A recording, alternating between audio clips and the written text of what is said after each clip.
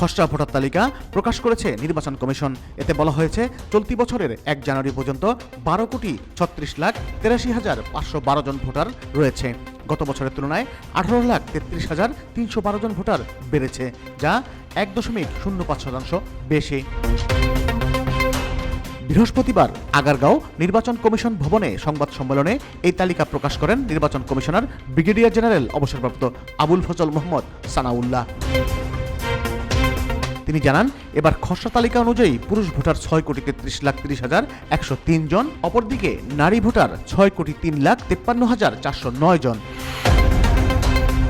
এবার 7টি দেশের প্রবাসীদের ভোটার তালিকায় আনা হয়েছে বলে জানান নির্বাচন কমিশনার। তিনি বলেন, তালিকায় 13,151 জন প্রবাসী ভোটার অন্তর্ভুক্ত হয়েছেন। এছাড়াও 20 জানুয়ারি নতুন করে বাড়ি বাড়ি গিয়ে ভোটার তালিকা হালনাগাদ শুরু হবে। এ সময় ভোটার তালিকায় নির্ভুল তথ্য দিতে অনলাইনে ভোটারদের আবেদন করার আহ্বান জানিয়েছেন কমিশনার। আর আগামী 2 মার্চ ভোটারদের চূড়ান্ত তালিকা প্রকাশ করা হবে।